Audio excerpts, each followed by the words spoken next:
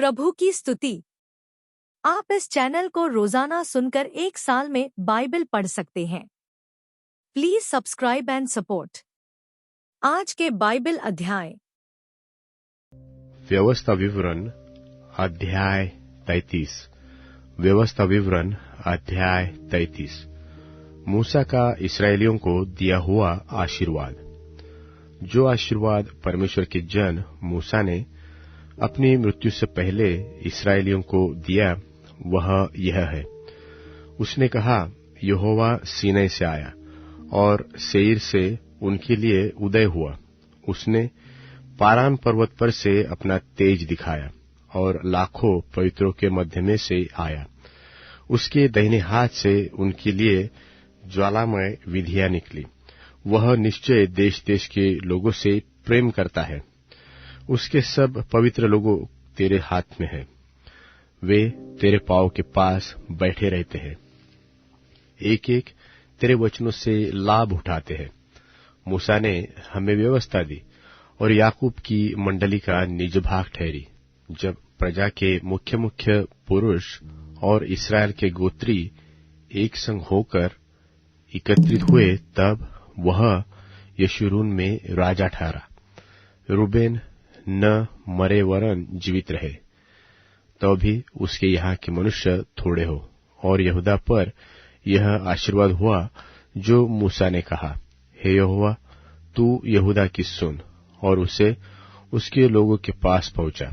वह अपने लिए आप अपने हाथों से लड़ा और तू ही उसके विद्रोही के विरुद्ध उसका सहायक होगा।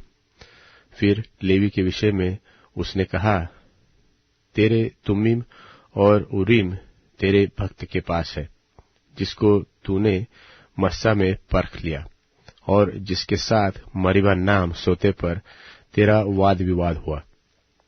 उसने तो अपने माता पिता के विषय में कहा कि मैं उनको नहीं जानता, और न तो उसने अपने भाइयों को अपना माना और न अपने पुत्रों को पहचाना, क्योंकि उन्होंने तेरी बातें मानी और वह तेरी वाचा का पालन करते हैं। वे याकूब को तेरे नियम और इस्राएल को तेरी व्यवस्था सिखाए और तेरे आगे धूप और तेरी वेदी पर सर्वदा पशु को होमबलि करेंगे। हे यहोवा, उसकी संपत्ति पर आशीष दे और उसके हाथों की सेवा को ग्रहण कर। उसके विरोधियों और बैरियों की कमर पर ऐसा मार कि वे फिर न उठ सके। फिर उसने बिन्यामीनी के विषय में ये कहा, यहोवा का वह प्रियजन उसके पास निडर बास करेगा और वह दिन भर उस पर छाया करेगा और वह उसके कंधों के बीच रहा करता है। फिर यूसुफ के विषय में उसने कहा, इसका देश यहोवा से आशीष पाए, अर्थात आकाश के अनमोल पदार्थ और ओस और गहरा जल जो नीचे है, और सूर्य के पकाए हुए अनमोल फल जो अनमोल पदार्थ चंद्रमा के उगाए उगते हैं, और प्राचीन पहाड़ों के उत्तम पदार्थ और सनातन पहाड़ियों के अनमोल पदार्थ, और पृथ्वी और जो अनमोल पदार्थ उसमें भरे हैं, और जो झाड़ी में रहता था उसकी प्रसन्नता, इन सबों के विषय में यूसुफ के सिर पर, अर्थात उसी के सिर के चांद पर जो अपने भाइयों से न्यारा हुआ था, आशीष ही आशीष फले। वह प्रतापी है, मानो गाय का पहिलौठा है। उसके सिंग बनेल बैल कैसे है। उससे वह देश देश के लोगों को वरन पृथ्वी की छोर तक के सब मनुष्यों को ढकेलेगा। वे इब्राहिम के लाखों लाख और मनश्शे के हजारों हजार हैं। फिर जुबुलून के विषय में उसने कहा, हे जुबुलून, तू बाहर निकलते समय, और हे इस्साकार, तू अपने डेरों में आनंद करे। वे देश देश के लोगों को पहाड़ पर बुलाएंगे। वे वहां धर्म यज्ञ करेंगे, क्योंकि वे समुद्र का धन और बालू में छिपे हुए अनमोल पदार्थ से लाभ उठाएंगे। फिर गाद के विषय में उसने कहा, धन्य है जो गाद को बढ़ाता है। गाद तो सिंह के समान रहता है और बाह को वरन सिर के चांद तक को फाड़ डालता है। और उसने पहला अंश तो अपने लिए चुन लिया, क्योंकि वहां रईस के योग्य भाग रखा हुआ था। तब उसने प्रजा के मुख्य मुख्य मनुष्यों के संग आकर यहोवा का ठहराया हुआ धर्म और इस्राएल के साथ होकर उसके नियम का प्रतिपालन किया। फिर दान के विषय में उसने कहा, दान तो बाशान से कूदने वाला सिंह का बच्चा है। फिर नप्ताली के विषय में उसने कहा, हे नप्ताली, तू जो यहोवा की प्रसन्नता से तृप्त और उसकी आशीष से भरपूर है, तू पश्चिम और दक्षिण के देश का अधिकारी हो। फिर आशेर के विषय में उसने कहा, आशेर पुत्रों के विषय में आशीष पाए, वह अपने भाइयों में प्रिय रहे और अपना पांव तेल में डुबोए। तेरे जूते लोहे और पीतल के होंगे, और जैसे तेरे दिन वैसी ही तेरी शक्ति हो। हे यशूरून, परमेश्वर के तुल्य और कोई नहीं है। वह तेरी सहायता करने को आकाश पर और अपना प्रताप दिखाता हुआ आकाश मंडल पर सवार होकर चलता है। अनादि परमेश्वर तेरा गृहधाम है और नीचे सनातन भुजाएं है। वह शत्रुओं को तेरे सामने से निकाल देता और कहता है, उनको सत्यानाश कर दे। और इस्राएल निडर बसा रहता है। अन्न और नए दाख मधु के देश में याकूब का सोता अकेला ही रहता है, और उसके ऊपर के आकाश से ओस पड़ा करती है। हे इस्राएल, तू क्या ही धन्य है। हे यहोवा से उद्धार पाई हुई प्रजा, तेरे तुल्य कौन है। वह तो तेरी सहायता के लिए ढाल और तेरे प्रताप के लिए तलवार है। तेरे शत्रु तुझे सराहेंगे और तू उनके उच्च स्थानों को रौंदेगा। व्यवस्था विवरण अध्याय 34। व्यवस्था विवरण अध्याय 34। मूसा की मृत्यु। फिर मूसा मोवाब के अराबा से नबो पहाड़ पर, जो पिस्गा की एक चोटी और यरीहो के सामने है, चढ़ गया। और यहोवा ने उसको दान तक का गिलाद नाम का सारा देश और नप्ताली का सारा देश और एफ्राइम और मनश्शे का देश और पश्चिम के समुद्र तक का यहूदा का सारा देश और दक्षिण देश और सोअर तक की यरीहो नाम खजूर वाले नगर की तराई, यह सब दिखाया। तब यहोवा ने उससे कहा, जिस देश के विषय में मैंने इब्राहिम, इसहाक और याकूब से शपथ खाकर कहा था कि मैं इसे तेरे वंश को दूंगा, वह यही है। मैंने इसको तुझे साक्षात दिखलाया है, परंतु तू पार होकर वहां जाने न पाएगा। तब यहोवा के कहने के अनुसार उसका दास मूसा वही मोवाब के देश में मर गया, और उससे मोवाब के देश में बेतपुर के सामने एक तराई में मिट्टी दी। और आज के दिन तक कोई नहीं जानता कि उसकी कब्र कहाँ है। मूसा अपनी मृत्यु के समय 120 वर्ष का था, परंतु न तो उसकी आंखें धुंधली पड़ी और न उसका पौरुष घटा था। और इस्राएली मोवाब के अराबा में मूसा के लिए 30 दिन तक रोते रहे। तब मूसा के लिए रोने और विलाप करने के दिन पूरे हुए, और नून का पुत्र यहोशू बुद्धिमानी की आत्मा से परिपूर्ण था, क्योंकि मूसा ने अपने हाथ उस पर रखे थे। और इस्राएली उस आज्ञा के अनुसार जो यहोवा ने मूसा को दी थी उसकी मानते रहे। और मूसा के तुल्य इस्राएल में ऐसा कोई नबी नहीं उठा जिससे यहोवा ने आमने सामने बातें की। और उसको यहोवा ने फिरौन और उसके सब कर्मचारियों के सामने और उसके सारे देश में सब चिन्ह और चमत्कार करने को भेजा था। और उसने सारे इस्राएलियों की दृष्टि में बलवंत हाथ और बड़े भय के काम कर दिखाए। फिलिपियों के नाम पौलुस प्रेरित की पत्री, पहला अध्याय। मसीह यीशु के दास पौलुस और तीमुथियुस की ओर से सब पवित्र लोगों के नाम जो मसीह यीशु में होकर फिलिप्पी में रहते हैं, अध्यक्षों और सेवकों समेत हमारे पिता परमेश्वर और प्रभु यीशु मसीह की ओर से तुम्हें अनुग्रह और शांति मिलती रहे। मैं जब जब तुम्हें स्मरण करता हूं, तब तब अपने परमेश्वर का धन्यवाद करता हूं, और जब कभी तुम सब के लिए विनती करता हूं, तो सदा आनंद के साथ विनती करता हूं, इसलिए कि तुम पहले दिन से लेकर आज तक सुसमाचार के फैलाने में मेरे सहभागी रहे हो। और मुझे इस बात का भरोसा है कि जिसने तुम में अच्छा काम आरंभ किया है, वही उसे यीशु मसीह के दिन तक पूरा करेगा। उचित है कि मैं तुम सब के लिए ऐसा ही विचार करूं, क्योंकि तुम मेरे मन में आ बसे हो और मेरी कैद में और सुसमाचार के लिए उत्तर और प्रमाण देने में तुम सब मेरे साथ अनुग्रह में सहभागी हो।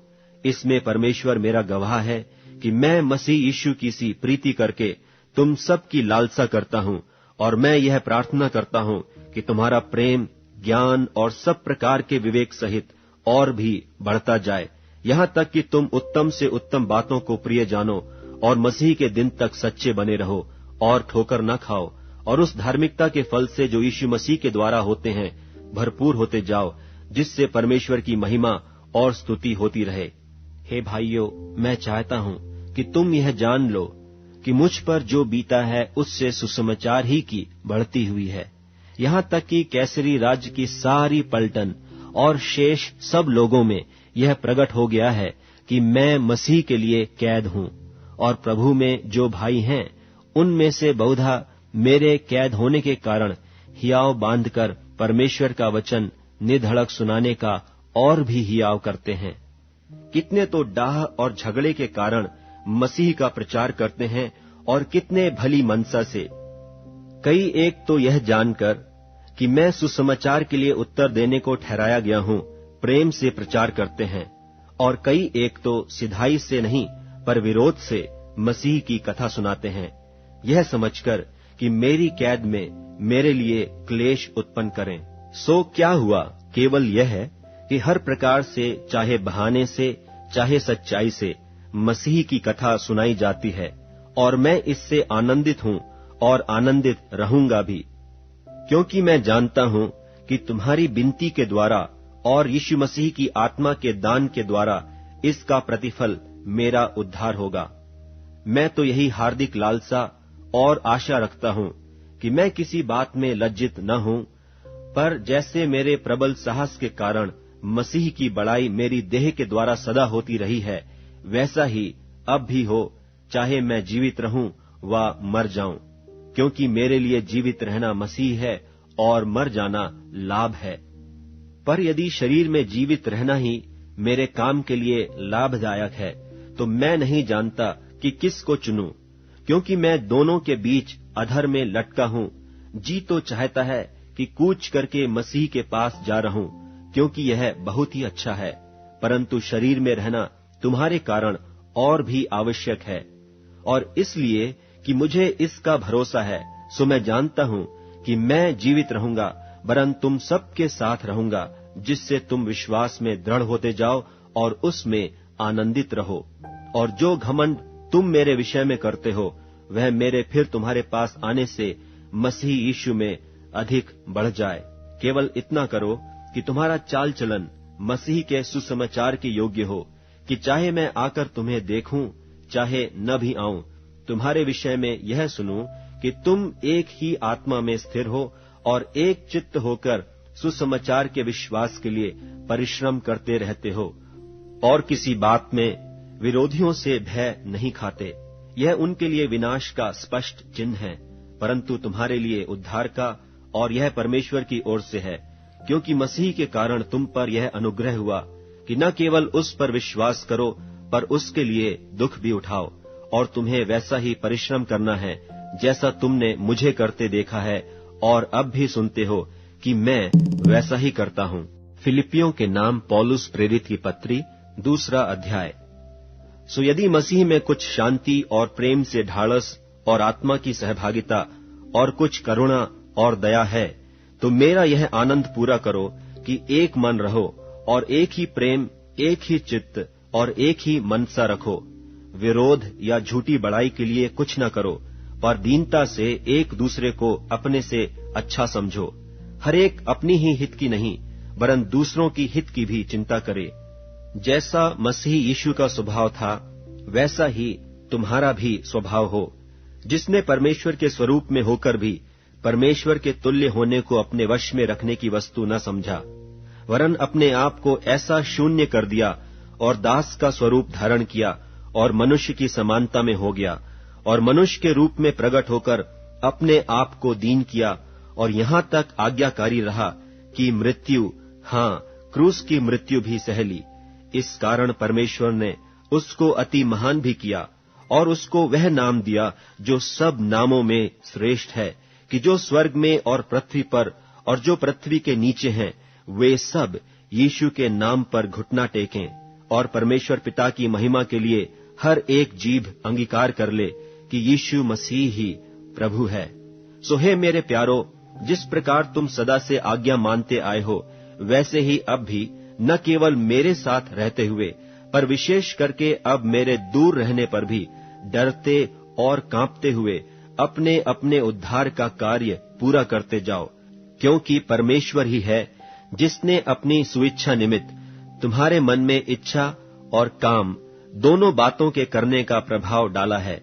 सब काम बिना कुड़कुड़ाए और बिना विवाद के किया करो, ताकि तुम निर्दोष और भोले होकर टेढ़े और हठीले लोगों के बीच परमेश्वर के निष्कलंक संतान बने रहो, जिनके बीच में तुम जीवन का वचन लिए हुए जगत में जलते दीपकों की नाई दिखाई देते हो, कि मसीह के दिन मुझे घमंड करने का कारण हो कि न मेरा दौड़ना और न मेरा परिश्रम करना व्यर्थ हुआ। और यदि मुझे तुम्हारे विश्वास के बलिदान और सेवा के साथ अपना लोहू भी बहाना पड़े, तो भी मैं आनंदित हूँ और तुम सबके साथ आनंद करता हूँ। वैसे ही तुम भी आनंदित हो और मेरे साथ आनंद करो। मुझे प्रभु यीशु में आशा है कि मैं तीमुथियुस को तुम्हारे पास तुरंत भेजूंगा, ताकि तुम्हारी दशा सुनकर मुझे शांति मिले, क्योंकि मेरे पास ऐसे स्वभाव का कोई नहीं जो शुद्ध मन से तुम्हारी चिंता करे, क्योंकि सब अपने स्वार्थ की खोज में रहते हैं, न कि यीशु मसीह की। पर उसको तो तुमने परखा और जान भी लिया है कि जैसा पुत्र पिता के साथ करता है, वैसा ही उसने सुसमाचार के फैलाने में मेरे साथ परिश्रम किया। सो मुझे आशा है कि जो ही मुझे जान पड़ेगा कि मेरी क्या दशा होगी, त्यों ही मैं उसे तुरंत भेज दूंगा। और मुझे प्रभु में भरोसा है कि मैं आप भी शीघ्र आऊंगा। पर मैंने इपफ्रुदीतुस को, जो मेरा भाई और सहकर्मी और संगी योद्धा और तुम्हारा दूत और आवश्यक बातों में मेरी सेवा टहल करने वाला है, तुम्हारे पास भेजना अवश्य समझा, क्योंकि उसका मन तुम सब में लगा हुआ था। इस कारण वह व्याकुल रहता था, क्योंकि तुमने उसकी बीमारी का हाल सुना था। और निश्चय वह बीमार तो हो गया था, यहाँ तक कि मरने पर था, परंतु परमेश्वर ने उस पर दया की, और केवल उस ही पर नहीं पर मुझ पर भी, कि मुझे शोक पर शोक न हो। इसलिए मैंने उसे भेजने का और भी यत्न किया कि तुम उससे फिर भेंट करके आनंदित हो जाओ और मेरा भी शोक घट जाए। इसलिए तुम प्रभु में उससे बहुत आनंद के साथ भेंट करना और ऐसों का आदर किया करना, क्योंकि वह मसीह के काम के लिए अपने प्राणों पर जोखिम उठाकर मरने के निकट हो गया था, ताकि जो घटी तुम्हारी ओर से मेरी सेवा में हुई उसे पूरा करे। भजन संहिता अध्याय 94। भजन संहिता अध्याय 94। हे यहोवा, हे पलटा देने वाले परमेश्वर, हे पलटा देने वाले परमेश्वर, अपना तेज दिखा। हे पृथ्वी के न्याय उठ और घमंडियों को बदला दे। हे यहोवा, दुष्ट लोग कब तक डीग मारते रहेंगे? वे बकते और ढिठाई की बातें बोलते हैं, सब अनर्थकारी बढ़ाई मारते हैं। हे यहोवा, वे तेरी प्रजा को पीस डालते हैं, वे तेरे निज भाग को दुख देते हैं। वे विधवा और परदेशी का घात करते हैं और बकमुओं को मार डालते हैं, और कहते हैं कि यह न देखेगा, याकूब का परमेश्वर विचार न करेगा। तुम जो प्रजा में पशु सरीखे हो, विचार करो। और हे मूर्खो, तुम कब तक बुद्धिमान हो जाओगे? जिसने कान दिया, क्या वह आप नहीं सुनता? जिसने आंख रची, क्या वह आप नहीं देखता? जो जाति जाति को ताड़ना देता और मनुष्य को ज्ञान सिखाता है, क्या वह न समझाएगा? यहोवा मनुष्य की कल्पनाओं को जानता है कि वे मिथ्या है। हे यह क्या ही धन्य है वह पुरुष जिसको तू ताड़ना देता है और अपनी व्यवस्था सिखाता है, क्योंकि तू उसको विपत्ति के दिनों में उस समय तक चैन देता रहेगा जब तक दुष्टों के लिए गड्ढा नहीं खोदा जाता, क्योंकि यहोवा अपनी प्रजा को न त्याजेगा। वह अपने निज भाग को न छोड़ेगा, परंतु न्याय फिर धर्म के अनुसार किया जाएगा और सारे सीधे मन वाले उसके पीछे पीछे हो लेंगे। कुकर्मियों के विरुद्ध मेरी ओर कौन खड़ा होगा? मेरी ओर से अनर्थकारियों का कौन सामना करेगा? यदि यहोवा मेरा सहायक न होता तो क्षण भर में मुझे चुपचाप होकर रहना पड़ता। जब मैंने कहा कि मेरा पांव फिसलने लगा है, तब हे यहोवा तेरी करुणा ने मुझे थाम लिया। जब मेरे मन में बहुत सी चिंताएं होती है, तब हे यहोवा तेरी दी हुई शांति से मुझको सुख होता है। क्या तेरे और दुष्टों के सिंहासन के बीच संधि हो सकती है? जो कानून की आड़ में उत्पात मचाते हैं, वे धर्मी का प्राण लेने को दल बांधते हैं और निर्दोष को प्राण दंड देते हैं। परंतु यहोवा मेरा गढ़ और मेरा परमेश्वर मेरी शरण की चट्टान ठहरा है, और उसने उनका अनर्थ काम उन्हीं पर लौटाया है, और वह उन्हें उन्हीं की बुराई के द्वारा सत्यानाश करेगा।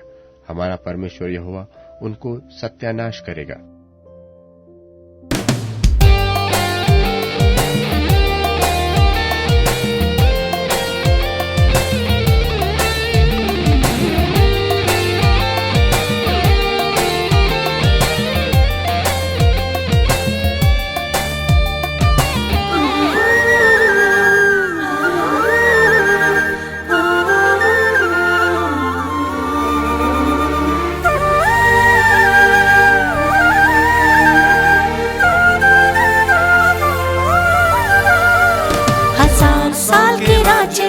यीशु राजा होगा, धार्मिकता से राज्य वो करेगा। सारे सिद्ध संत जीवन जो बने यीशु के साथ राज्य करेंगे। 1000 साल के राज्य में यीशु राजा होगा, धार्मिकता से राज्य वो करेगा। सारे सिद्ध संत जीवन जो बने यीशु के साथ राज्य करेंगे। प्रभु के ज्ञान से पृथ्वी बन जाएगी, शांति से प्रभु यीशु राज्य करेगा। प्रभु के ज्ञान से पृथ्वी बन जाएगी, शांति से प्रभु यीशु राज्य करेगा। फुटे वो शत्रु वहाँ नहीं होंगे, अतल आनंद ही आनंद रहेगा। फुटे वो शत्रु वहाँ नहीं होंगे, अतल आनंद ही आनंद रहेगा।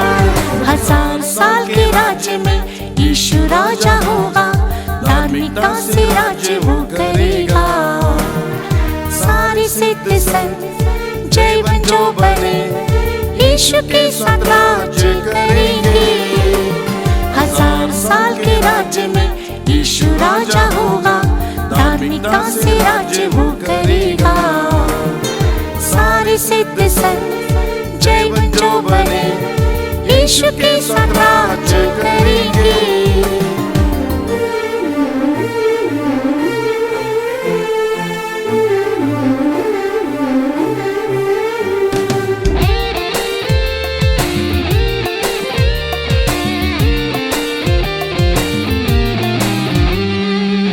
जाति जाति को बरमाने वाला आजकल, पाताल में 1000 साल बंधा वो रहेगा।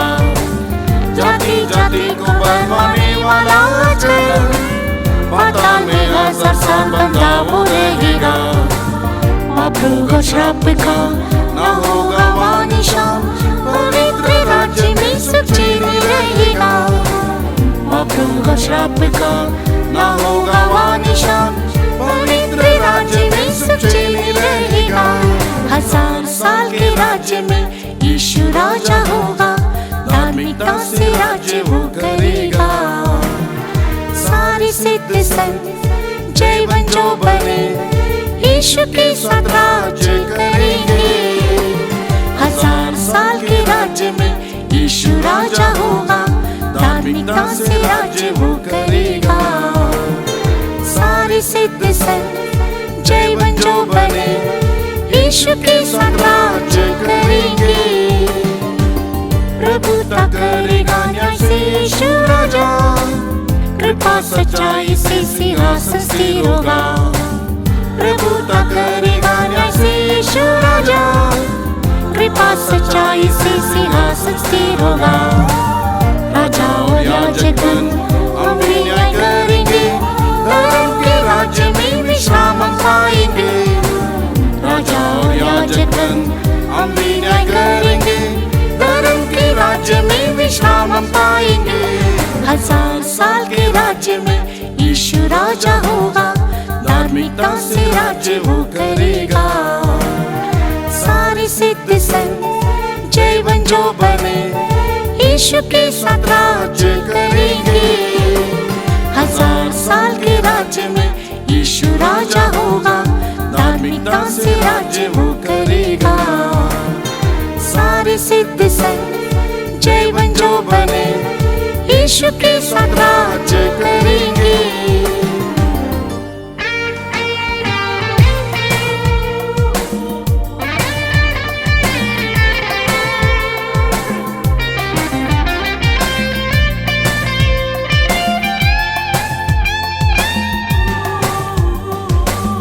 संसार के सारे राज्यों की मसीह के परम प्रधान के संत राज्य करेंगे।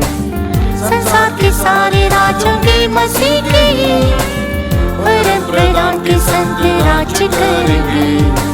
सृष्टि पाकर मुक्ति मनाएगी खुशी, पवित्र लोगों के साथ 1000 साल में। सृष्टि पाकर मुक्ति मनाएगी खुशी, पवित्र लोगों के साथ 1000 साल में।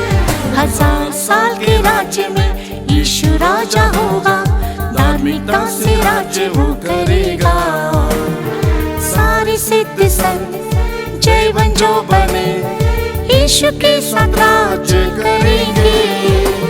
1000 साल के राज्य में यीशु राजा होगा, धार्मिकता से राज्य वो करेगा। सारे सिद्ध संत जीवन जो बने यीशु के साथ राज्य करेंगे। पवित्र और धन्य प्रेम के राज्य में यीशु के प्रेम में मगन होकर जिएंगे। पवित्र और धन्य प्रेम के राज्य में यीशु के प्रेम में मगन होकर जिएंगे। अदन की पूर्णता पृथ्वी फिर पाएगी, हम आनंद मनाएंगे 1000 साल में। अदन की पूर्णता पृथ्वी फिर पाएगी, हम आनंद मनाएंगे 1000 साल में। 1000 साल के राज्य में यीशु राजा होगा, धार्मिकता से राज्य वो करेगा। सारे सिद्ध संत जीवन जो बने यीशु के साथ राज्य करेंगे। 1000 साल के राज्य में यीशु राजा होगा, धार्मिकता से राज्य वो करेगा। सारे सिद्ध संत जीवन जो बने यीशु के साथ राज्य करेंगे।